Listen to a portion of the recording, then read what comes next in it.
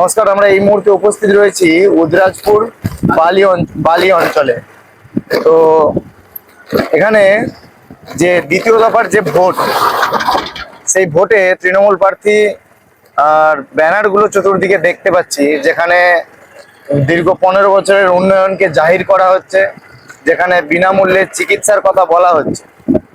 আর ঠিক এমতো অবস্থায় ওই বালি অঞ্চলের উপর দিয়ে যাচ্ছি, রাস্তাঘাটের যে বর্তমান পরিস্থিতি, সেই পরিস্থিতিগুলো একবার তুলে ধরতে চাইছি। এই জায়গাটায় রাস্তাটা আপনারা দেখতে পাবেন, এখানটা একটু স্লো করো, এটা দেখাও। এখানে রাস্তার পিচের যে অবস্থা, সেটা দেখলে বোঝা যায় যে দীর্ঘ 15 বছরে কি উন্নয়ন হয়েছে। এখনো তারা দাবি করে যে তারা উন্নয়ন এখনো করবে। 5 বছরের মেয়াদে যে সরকার 15 বছর থেকে যাওয়ার পরেও একটা রাস্তার পরিবহন ব্যবস্থার উন্নয়ন সেভাবে করতে পারেনি, সেখানে একটা জিজ্ঞাসার চিহ্ন, একটা প্রশ্ন রয়েই যায়, থেকেই যায়। এই সরকার যদি আদতেও আবারও 5টা বছর সুযোগ পায়, তাহলে যে দুর্নীতিগুলো আমরা এতদিন শুনে এসেছি, হয়তো সেই দুর্নীতির উন্নয়ন হবে।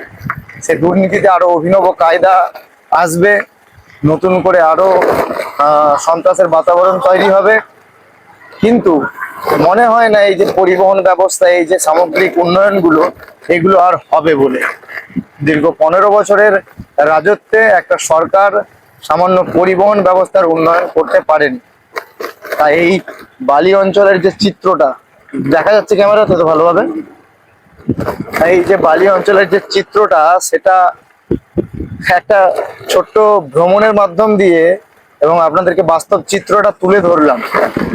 ভাবুন, এটা যদি বর্ষার পরিস্থিতিতে এই জায়গাটাতে যাতায়াত করছেন, কতটা ভয়াবহ এবং কতটা ঝুঁকিপূর্ণ জীবনযাত্রা হতে পারে, শুধু সেটাই ভাবুন। এবং দ্বিতীয় দফার ভোট যদি মনে হয় যে তৃণমূল এরপরে উপযুক্ত, দেবেন, আপত্তি নেই, অসুবিধা নেই। গণতান্ত্রিক অধিকার, গণতান্ত্রিক পরিচয়, আপনার ভোটাধিকার, আপনি আপনার মত, আপনার উন্নয়ন, সমস্ত কিছুর হিসাবকে সামনে রেখে যাকে নির্বাচন করবেন সেটা আপনার ব্যক্তিগত সিদ্ধান্ত। তবে উন্নয়নের নিরিখে যদি মনে হয় যে নির্বাচন করা দরকার, তাহলে আর যেই হোক না কেন, তৃণমূল আর নয়। সেটাই তুলে ধরলাম। নমস্কার, ধন্যবাদ।